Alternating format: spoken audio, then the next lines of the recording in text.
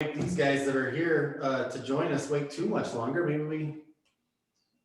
Let's roll. Yeah. Do you have Mike jumping on today or just Ben? Is that your Ben on the iPhone? Yeah, I think that's my Ben. Mike his son is in a lacrosse game, and as soon as the lacrosse game is out, there's Ben. Hi, Ben. Hey guys, Good to see sitting you, in the bud. car. Sorry. All good. No worries, no worries. We're just commenting on the light crowd we have today, but you guys are going to get some good value today. Yeah, we'll be able to answer as many questions as you want, and we'll spend as much time talking about. I think the things you wanted to talk about, and look, we can open this up as wide as you want to go, Jeff. But I think the things that you mentioned to me was this new guidance around second homes and investment properties having higher interest rates and potentially being a little bit more difficult to qualify for and to get. So came prepared with some notes to talk about that. And then I think the big news, the shift that I'm seeing is really, inflation is starting to hit the economy, and inflation erodes the value of bonds and causes interest rates to go up. And could be interesting to have a discussion on, at a certain point when interest rates hit a certain level, does that start to balance out inventory levels? What kind of objections are clients going to have? So those were kind of the things that I was thinking I could bring to the table. Is there anything else anybody wants to talk about, or lender related issues? I mean, this thing's wide open with as quaint of a group as we have. Yeah, I think those topics are super relevant and super important to be able to have discussions around with our clients, especially the changes that might be affected with the non-owner occupied financing.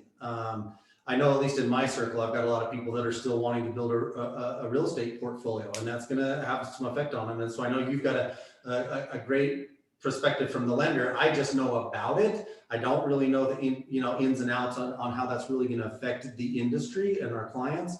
And then the inflation is really huge. So I think those are great ones that we could start with and then see how time goes, because I definitely want to cover those. And then of course we can open up to some Q&A and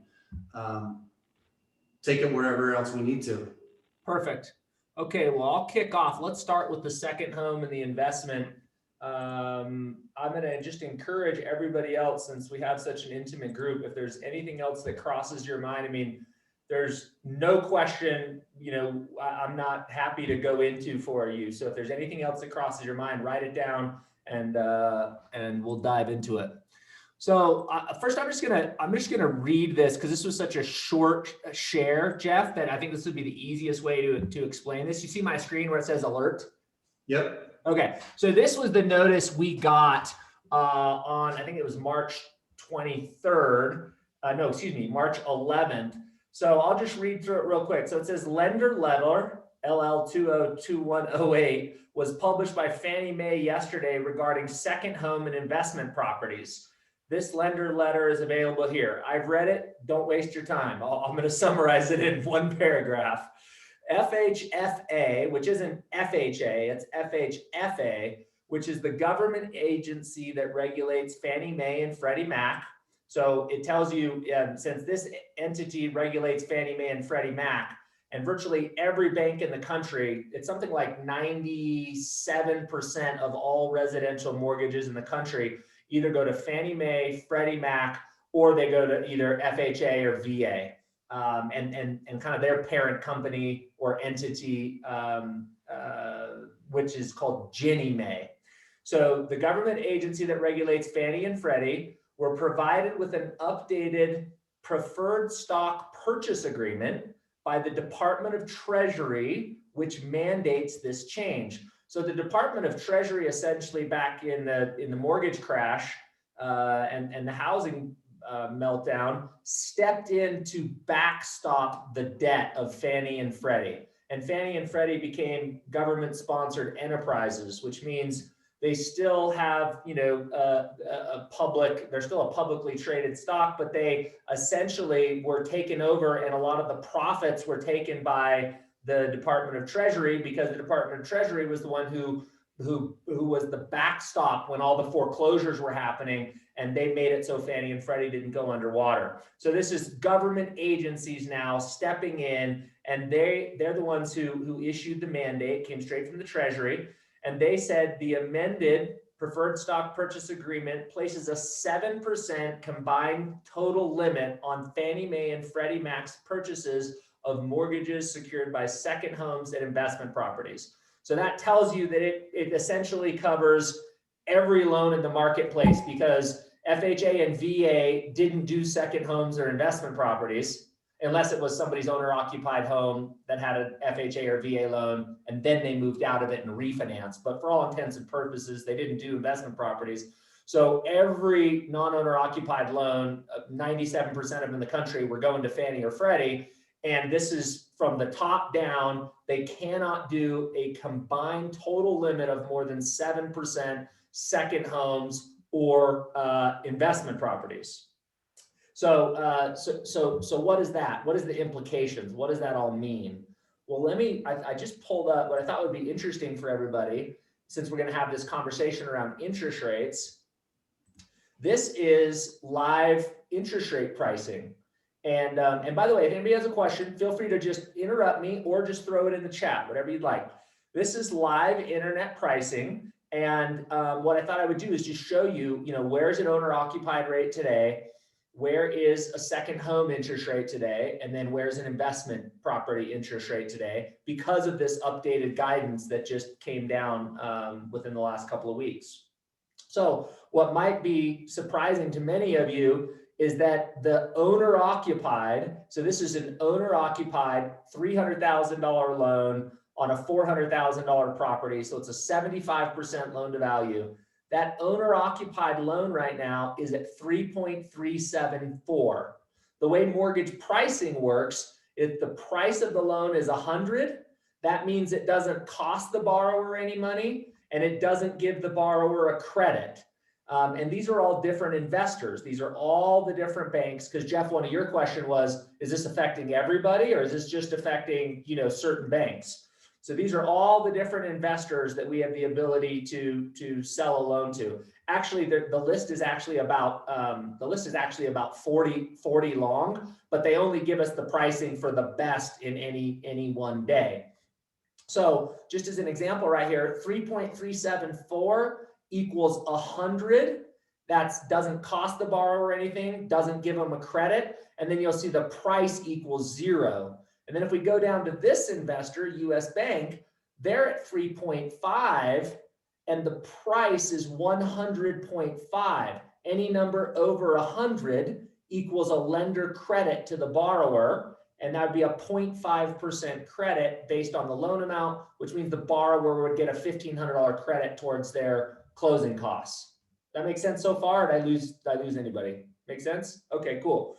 So we know that the Fannie Mae rate is 3.374, and just to check us to make sure we're being honest here, you can always go. This is a great website. It's called Mortgage News Daily, and if you want to just get educated on interest rates and real estate and what's kind of happening at a really high level, this is a really valuable website that anybody can go in and just read. If you read one blog in here every other day, you'd be super, super knowledgeable in a short period of time. But every day they do a survey of kind of like the biggest banks across the country. And they say, all right, what's the average interest rate today? So on the 30-year fixed today, they said 3.36. On a 15-year fix, they've got us at 2.83, and then they've got jumbo interest rates in here. And obviously this has ticked up quite a bit over the last month or so. Okay, so if we go back to this interest rate chart that I wanted to show you here, this interest rate breakdown. So we know that the owner-occupied good credit 3.374. Now let's go back to this search inputs. And let me just change from primary residence. I'm going to change that to a second home. And by the way, before this change from the FHFA that affected Fannie and Freddie, before this change, your second home interest rates were exactly the same as your investment property interest rates. There was no difference between the two of them. Well, now, Primary, Josh.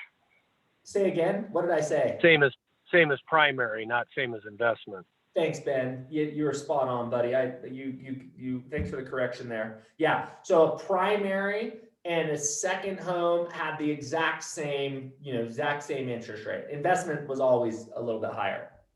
Okay. So now your second home rates are right around 3.75 with a small credit. This is also kind of cool. If nobody's ever seen kind of behind the curtains on how you price out a mortgage, this is kind of cool to show people. So your second home rate is 3.75. Let me try and blow this up for everybody just a little bit. There we go. Cool, that's better.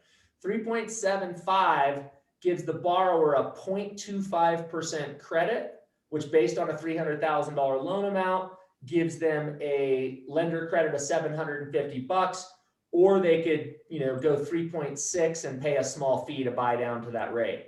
So in effect, Jeff, it is basically increase the interest rate on a second home by 0.25% in interest, and then a small fee to get to that 0.25% difference.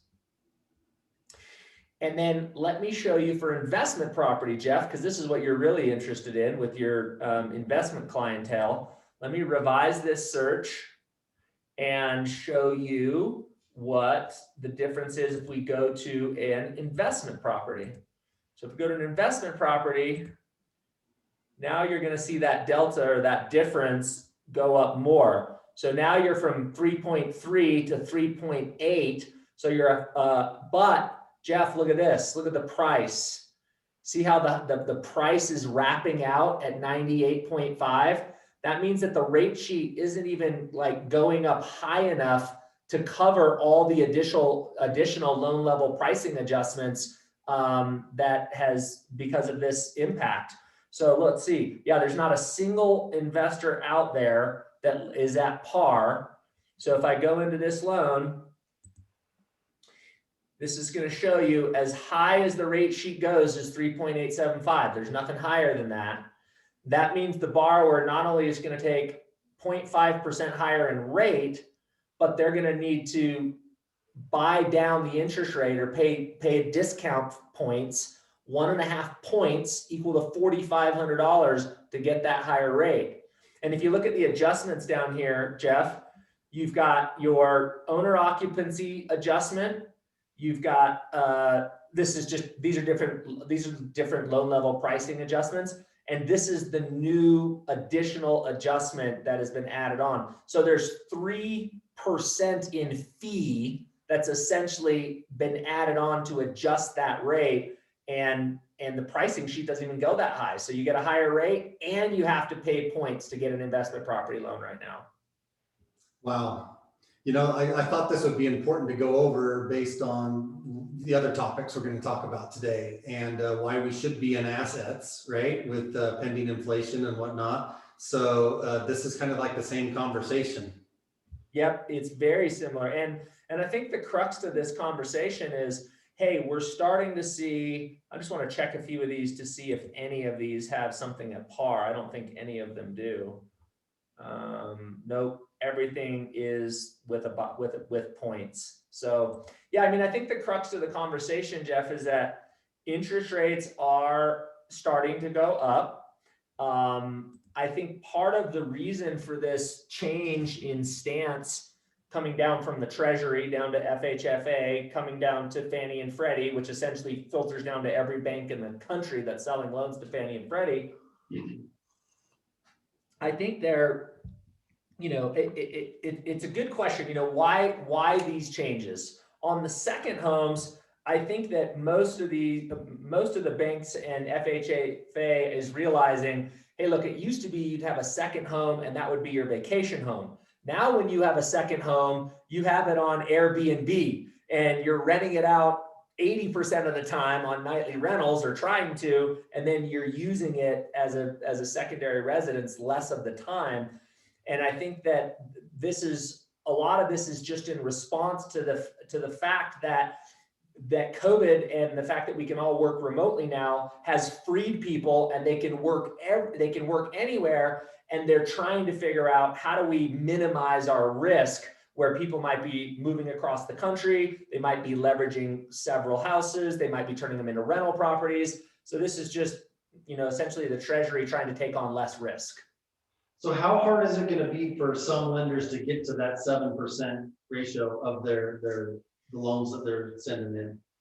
Well, essentially what's happening is these different investors that I showed you, like this pulls up the top 10 price investor.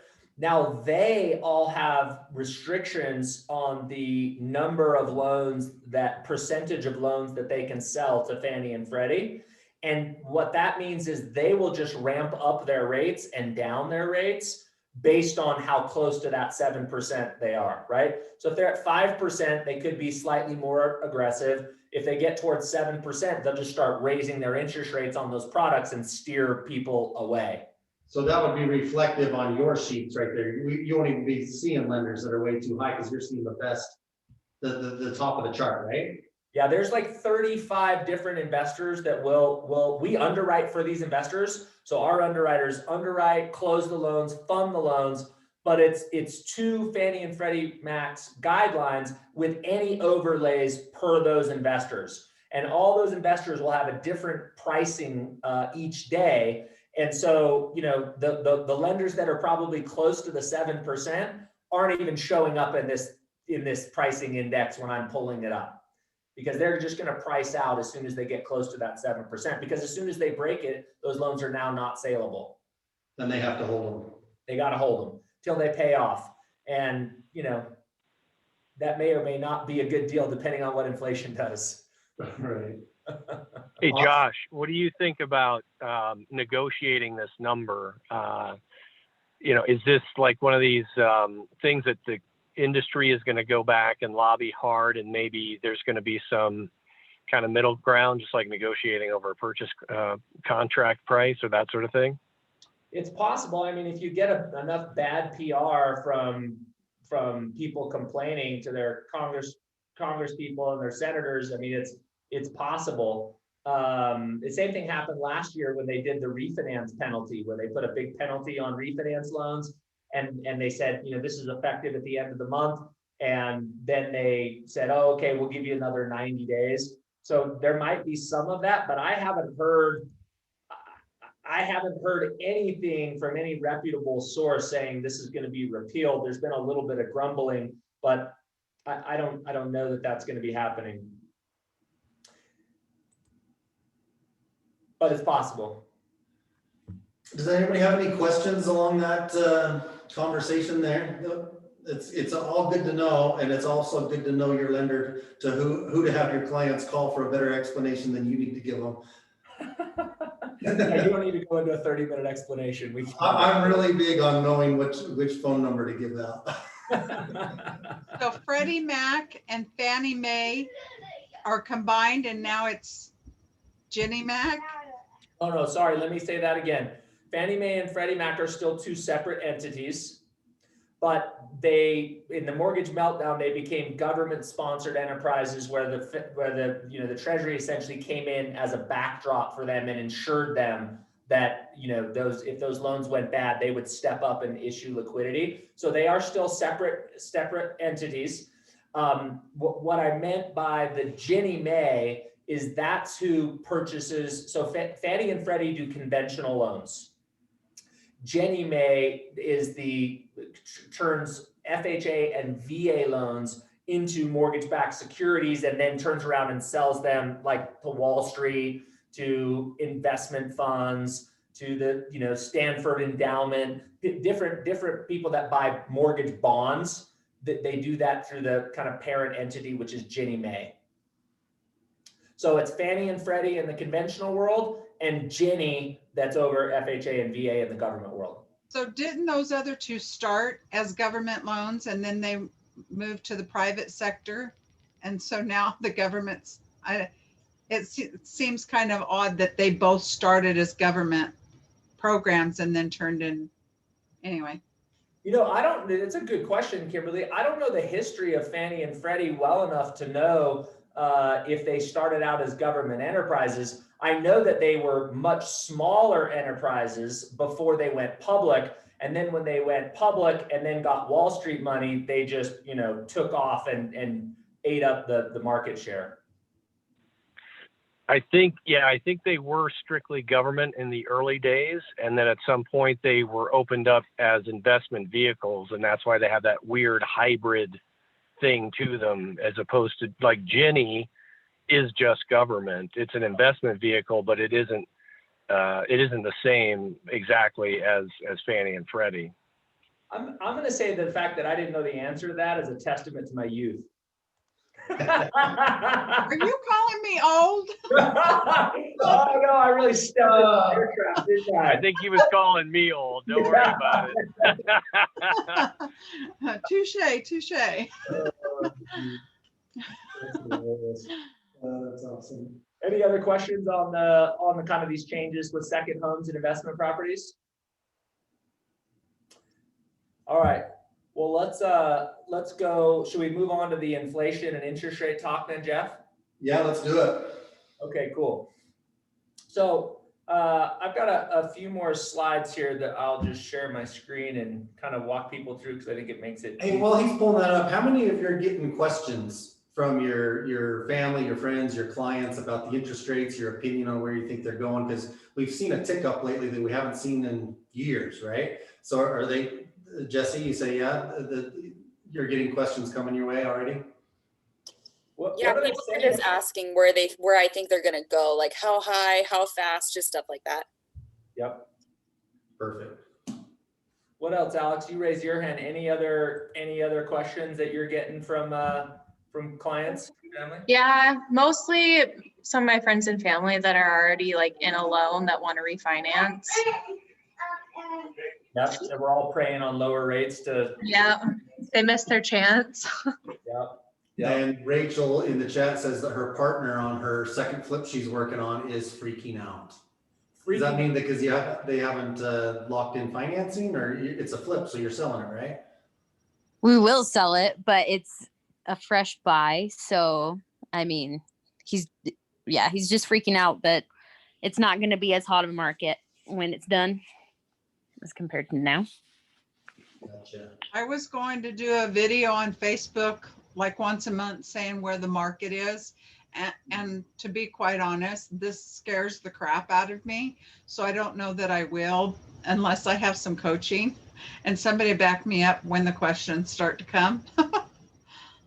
Well, I can provide you with a bunch of slides and a bunch of information that can help you with that. And then, of course, we're happy to answer any questions as well, because we're literally in the weeds on this stuff minute by minute, day by day, just to kind of give you a backdrop of the detail of what we look at. I'll just share something with you really quick. This is like all behind the scenes stuff that we usually don't have an opportunity to share. So this is actually kind of cool. Let me share this screen real quick.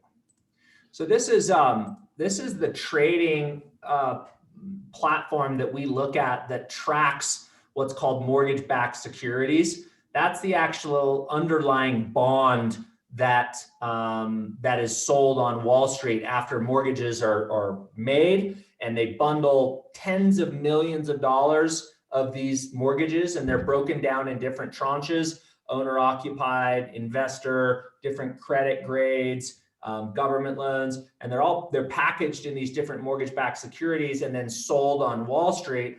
And these packages of loans are just investment vehicles for people that want a yield. They want a return. They're going to just park $100 million and they just want a 2.5% return on their money for the next 30 years. So each one of these green and red lines indicates a day's worth of trading. They call these a candlestick.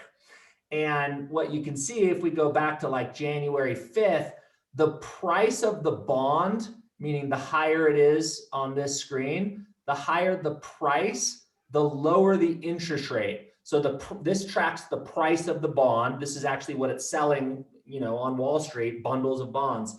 And each day, if the price goes up, then the interest rate went down, and that's a good thing. And you can see that the price of the bond has been going down really since January 27th. And then you can see we get these alerts to lock.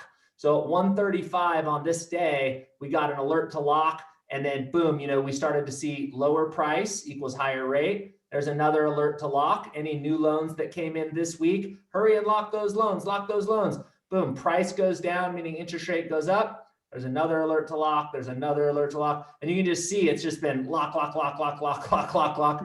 And we're down here. And just to last 2 days, actually, Monday and today, the price of the bond went up just a little bit, which means interest rates moved down like maybe 0.1%. But between here, this is like a 2.6 30-year fixed rate, maybe 2.7. And this is, like a 3.3 30-year fix. So you can see we're tracking this stuff every single day. And to answer your question, most of the, I'll kind of just skip to the end and then I'll tell you why. Most of the bond forecasters, the people who put out these publications, they do a morning alert, they do an afternoon alert. They're watching this second by second. If the bond market starts to sell off, we get text messages on our phone, lock, lock, lock. All these forecasters and experts that many of them I've been following for over 10 years, they all think we're going to see close to a 4% interest rate by the end of the year. And nothing moves in a straight line. It'll go up and come down, go up and come down and go up. But they think we're going to be closer to 4% by the end of the year. So then let's talk about why, and then let's talk about what does a 4% interest rate do to the housing market? Does it create more inventory? And then let's talk a little bit about, is there any upside with these higher interest rates? Because I think that might be an interesting conversation and some things that maybe your clients don't understand. So you see this M2 money supply, Jeff? Yep. All right, cool. So here's a kind of an interesting fact. More than $3 trillion have been created in 2020 alone, which means that almost 20% of all existing US dollars has been created in 1 year, according to Andrea Stino Larson, Chief Global Currency Strategist for Henke-based financial service firm Nordea. So this is M2, this is money supply. This is the amount of money in the system, including checking, savings, money market accounts, CDs, mutual funds. And you can see in 2020, it went from 15.5 trillion. It's kind of been in this like steady, slow line up, 15.5 trillion to over 19 trillion. And then guess what? We just saw another $1.9 trillion stimulus approved this last week, right? So that's another, you got to figure out 1.9 trillion in here somewhere. That's another 10% of 19 trillion. And now the government is talking about a $3 trillion infrastructure bill, which would, do roads and electric grids and all kinds of, things to modernize our all of the infrastructure across the whole country, which in a lot of ways I could see some upside, but it all leads to inflation. When there's a lot of money, that enters the market in a very short period of time, there becomes a lot of demand for things, and you start to get inflation where the dollar is worth less. Like, for example, you probably all are aware of like what happened to the price of lumber this year, right? Right here in COVID, price of lumber was $300 per 110K board feet of soft wood. This is just kind of like normal building lumber. And it went from $300 to over $1,000.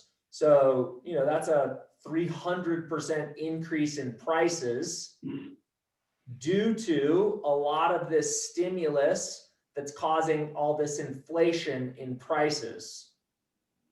Also, the other thing that's causing inflation is that we are having the country wake up. Like Jeff just said, he hasn't been on a trip in a year, and he's going on his first out of country trip. So the economy is waking up. People are starting to spend money again. They're going out and flying and booking hotels and going back to restaurants.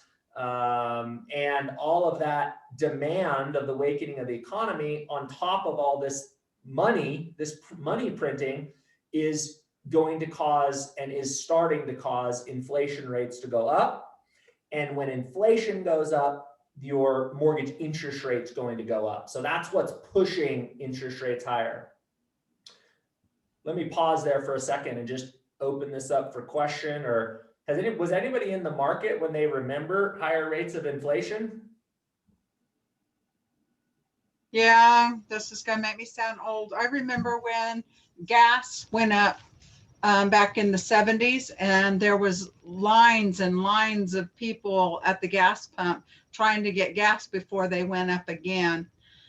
We actually had an interesting conversation with our 22-year-old just yesterday about inflation and how that affects us.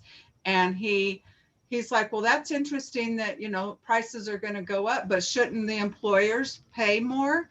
And we're like, no, they're paying more for their supplies. They're paying more. They can't afford to increase our pay based on inflation. So what happens is this gap of, you need to buy food and gas and, whatnot. And then here's your income down here, and there's this gap. And so I had to explain to him that it's not the employer's fault. It's the government, because the government put all this money and messed up our economy. So anyway, it was an interesting conversation to help him realize what this all means. Well, that's a really interesting point. And I think that's part of the problem with all this inflation is if you're a young person, or if you are not young and you've made the decision to rent, and you're seeing, and you're not investing in retirement plans, and you've got all your money that's going towards paying your rent and your student loans, and now gas is going up and food is going up, and all of those costs, your standard of living really goes down. And the only way to get in front of this thing when inflation comes is you want to have assets that keep up with the pace of inflation. If you got your money sitting in a checking account, each year that money is worth less and less and less. And Jeff, did you own properties when there was a bout of inflation? Does that ring a bell to you at all? I started in the early 90s acquiring properties. So it was not what was happening in the 80s. What was it, like 81 was the peak or something like that. So it's been coming down since then, down. So some people we know their entire life, they've known nothing but dropping interest rates. That's right. And this is very, the experts that I'm listening to there's two camps right now. The one camp, which I hope is more accurate, is that we're going to see, as the economy opens and all this stimulus, stops, hopefully eventually one day, we don't need to print trillions and trillions of dollars to go into debt to keep the economy going. If the printing stops and the economy kind of levels out, you'll see an influx of inflation this year, and then it'll level out. The other group that I am listening to is saying, like, for example, Warren Buffett in his annual shareholder meeting, he talked about inflation being like a pendulum that takes 40 years to go one direction, and then it's a 40-year swing the other way. And he's saying that, 1981 is when inflation started to crash and go down. It's 2021. It's been 40 years. And he alluded to the fact that we may see extended bouts of potential inflation. So I'll show you. Josh, what would you say the average inflation rate has been over the last few decades? I mean, we've still been experiencing inflation, but just not at high levels, right? Right. Yeah. No, inflation has been 2% or below. And Jerome Powell, the Treasury Secretary. No, that's Janet Yellen. The Federal Reserve. He's in charge of the Federal Reserve. Excuse me. He's saying that his goal is to get some inflation and try to keep us average 2% or higher, because we've been below 2% for a long period of time. I'm actually going to show you this. I'm going to actually show you this breakdown that I got from a real estate investor's website that I think is brilliant.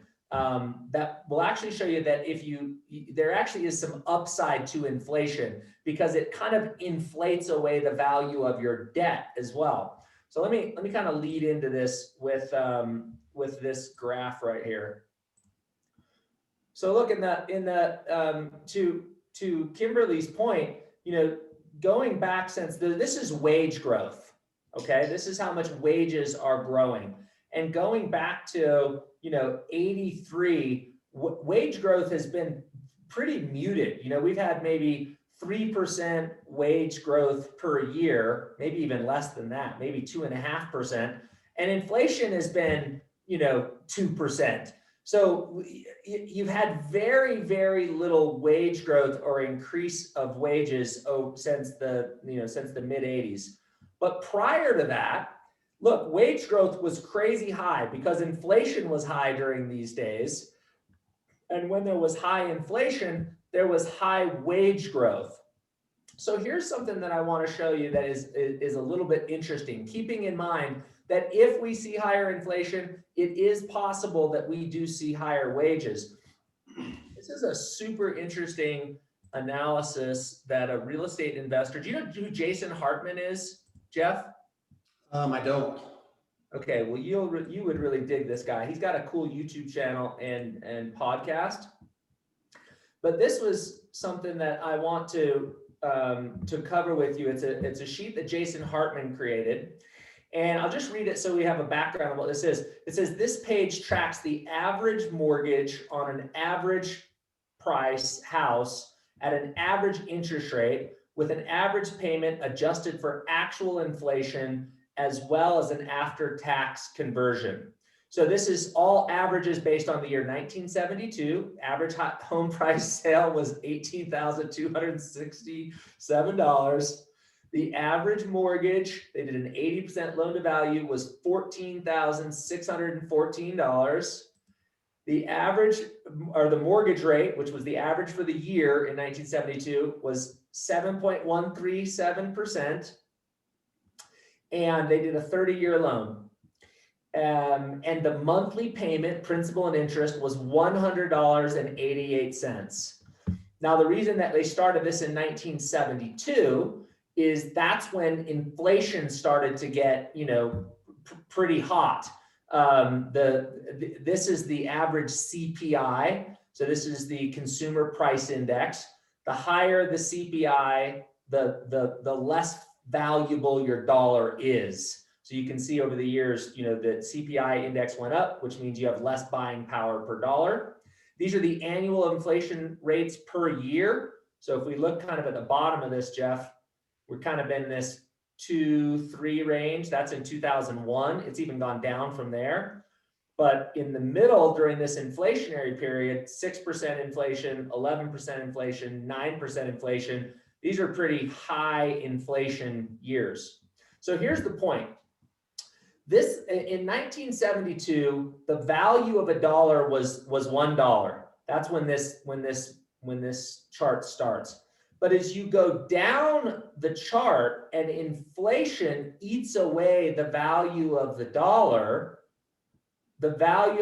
becomes less and less and less and less. So this side of the chart just deals with inflation and its impact on the value of the dollar as you look over this mortgage over 30 years, okay? This is their annual payments. This is the actual number of dollars that come out of their checking account. So the actual number of dollars is called the nominal payments. Those are the dollars that left the checking account. And this is what is called the real payments, or the inflation adjusted payments. So they call nominal what really leaves your account, and real how it feels after inflation. So this is what's super interesting. This is the annual and this is the monthly, same concept here. So in year one, the payment's $100.88. But look what happens when we skip 10 years down the road in 1982. Now, because of all this inflation, it feels like you're making a payment of $43.70. In 1992, it feels like they're making a $30 payment.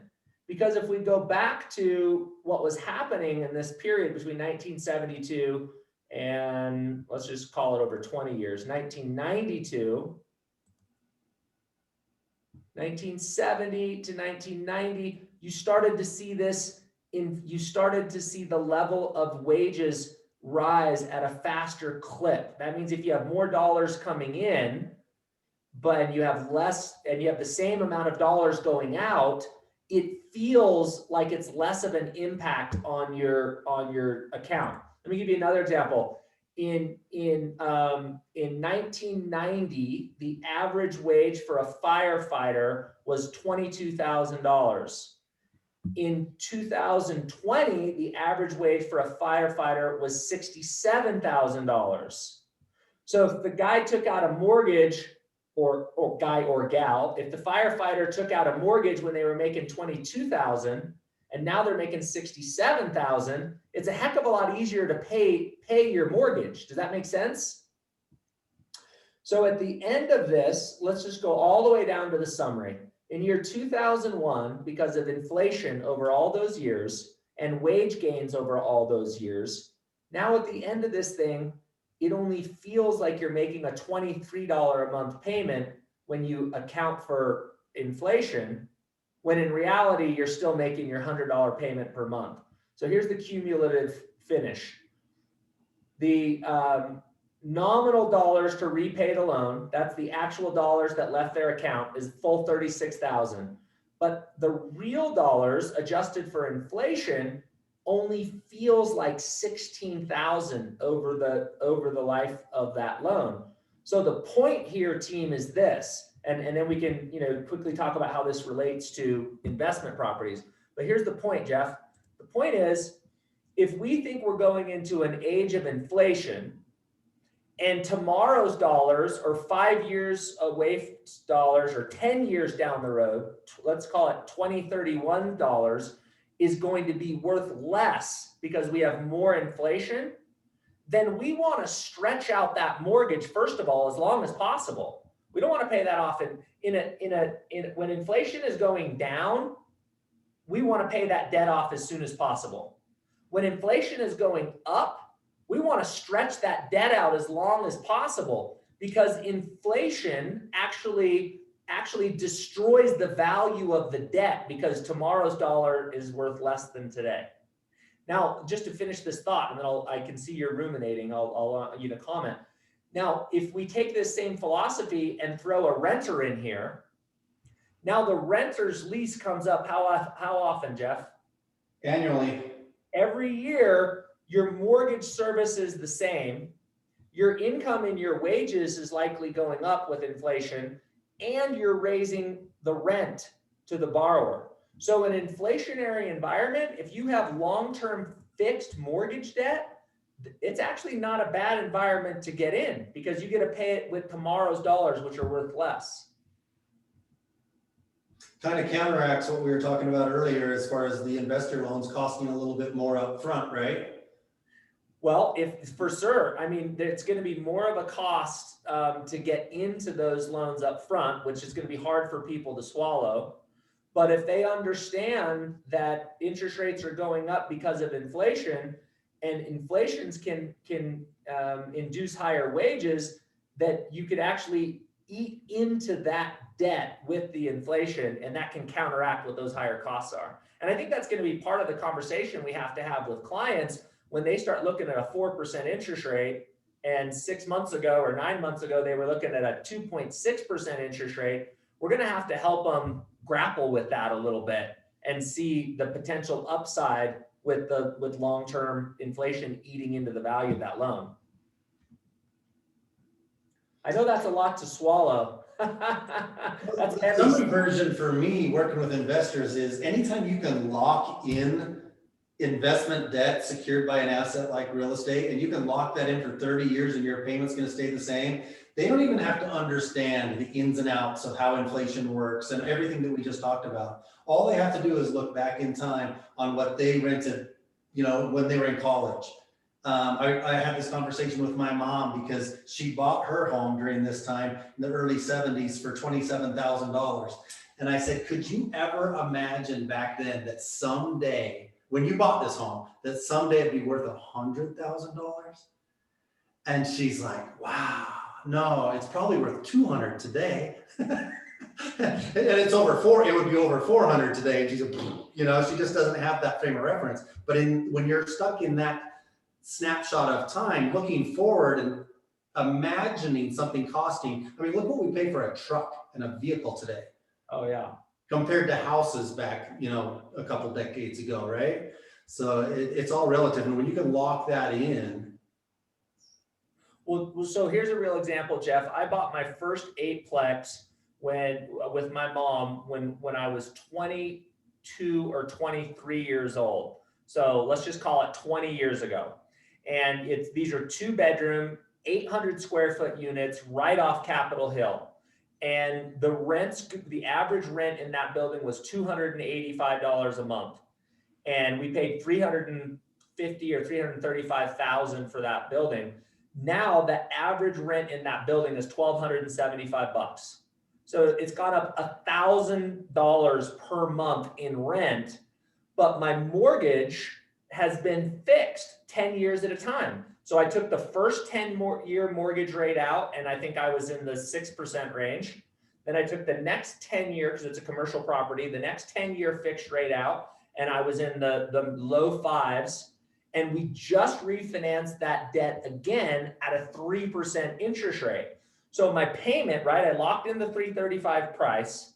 I locked in the cost of the interest rate of the loan for 10 years.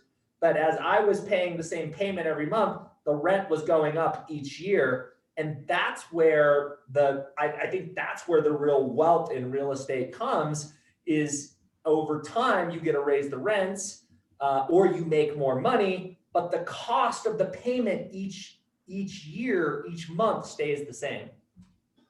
Yeah. I mean, some people really think that they're stretching themselves in any market where they buy a property that's been going up in value because they're comparing it to what it used to be, right?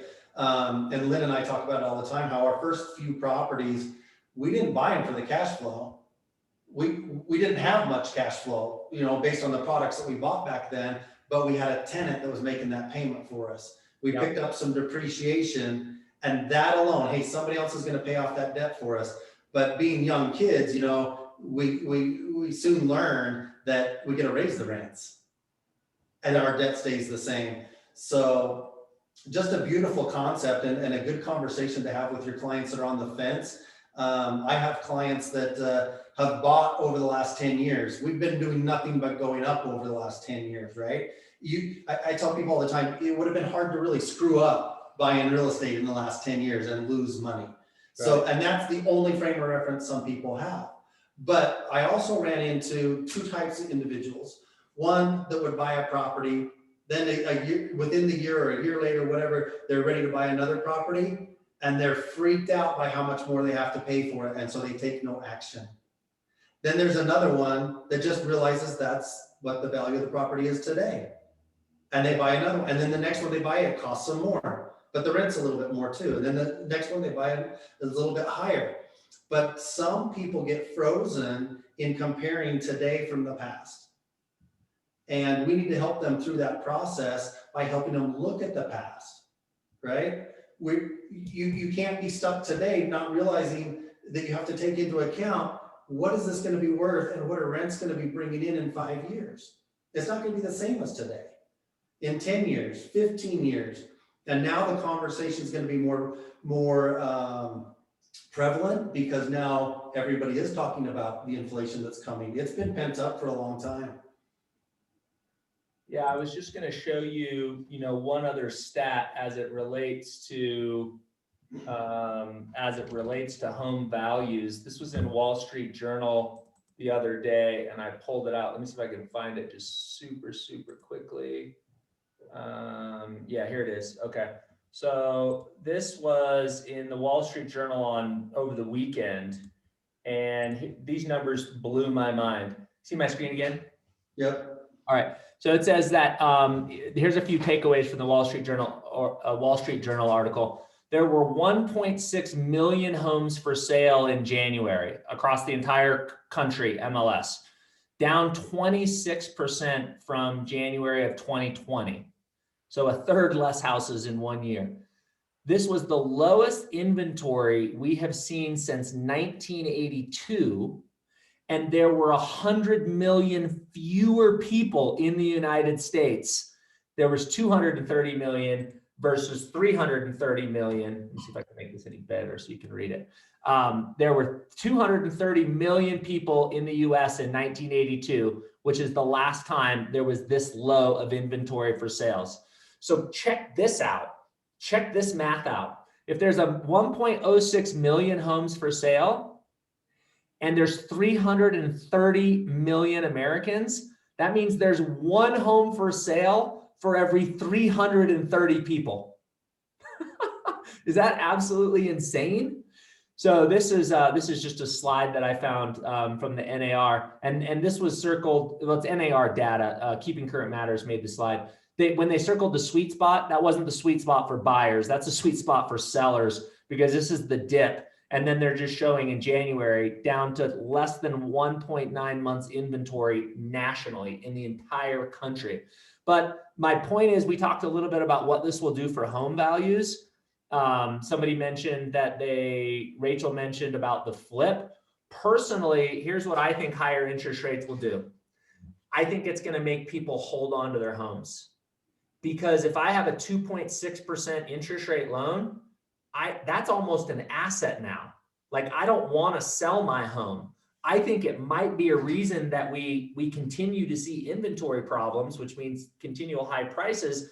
Because if I got a 2.6% rate and now I'm going to look at another house and rates are at 4%, I may either stay put and decide to do the add-on, or B, I may decide to keep that home and rent it out, because inflation is going to drive rents up. And if I got a 2.6% interest rate, I'm going to cash flow, baby. So I think even with higher rates, I don't think we're going to see a massive shift in inventory unless rates get crazy. I mean, if rates go to, 6, 7 and really get prohibited, that may be a different story. I totally agree with that. I think when somebody's looking at trading one payment for another one and the interest rate might be double what they're used to, the only logical sense might be to rent that one out. Yep. Because it's going to cash flow and it's going to bridge that gap between their new payment. And then when they realize all the other ancillary benefits they're going to get from home ownership, it might make sense for a lot of people that never really wanted to be a landlord or wanted to invest. They've known it's a great vehicle for wealth, but how many people do we know that just won't pull the trigger, right? Yep. Amen. So Josh, I have a question. Shoot. So if you're living in a home and you decide you want to start renting it out, you have to change the status from a residential to a second property. So wouldn't that make your interest go up, or like to refinance, wouldn't you have to, do you understand what I'm saying? Yeah, You no, have great. to change it to a second property, which would make the interest go up. Would it go up to that 4% or Only- wherever they were at that time at market? Only if you needed to refinance for some reason.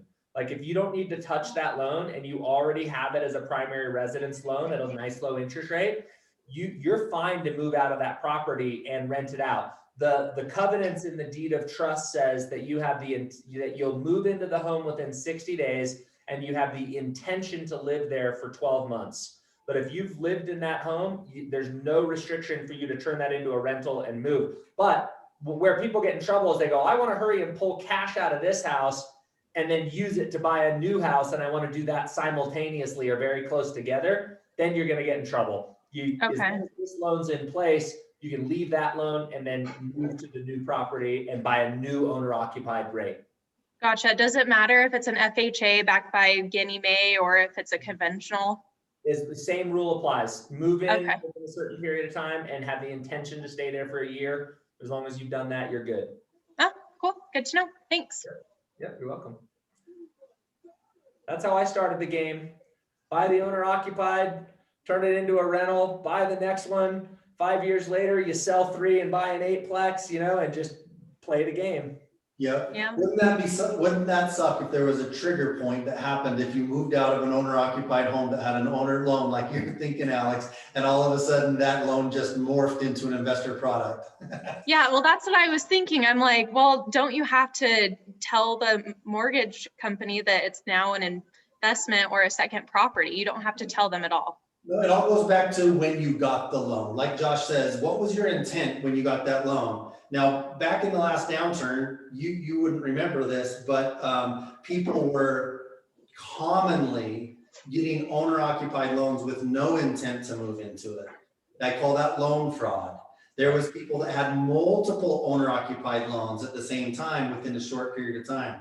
Not a good strategy. People Gotcha. went to jail. Okay, but like, I'll give you my oldest daughter, for example. I think it was right around 2013 or somewhere in there, they bought their first home, her and her husband. And they lived there for a couple of years.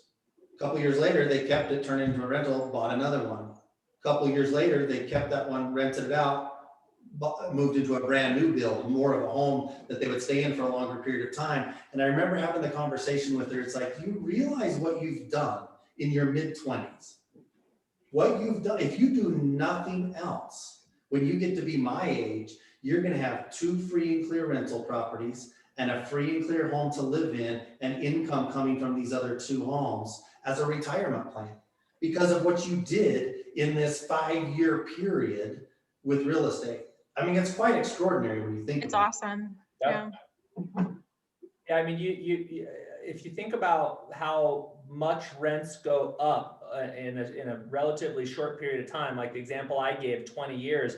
I mean, when you're planning retirement, that's not that long of a game. And the rents went up from, less than 300 to almost 1,300. You only need a couple of those plays and you can really fast forward your cash flow and your lifestyle in retirement. Well, and we're talking about inflation, right? So, I mean, real estate, there's a few others, but it's the best hedge against inflation there is, right? So when you set goals at a young age, wow, if I only had X amount per month coming in, I could retire. Well, that can't be the same number that you're dreaming of in your 20s when you're in your 50s and 60s. It's going to be a different number. Right. But if you're saying, well, let's just use an example. Man, if I had $10,000 coming in and I had no debt, I could really have a nice lifestyle, right? Well, if you have $10,000 in rents coming in, that could be the goal. In fact, that's the analogy Lynn and I used. It's like, how much do we want then? Well, let's take on that much in rental income now because the value of the dollar will be the same.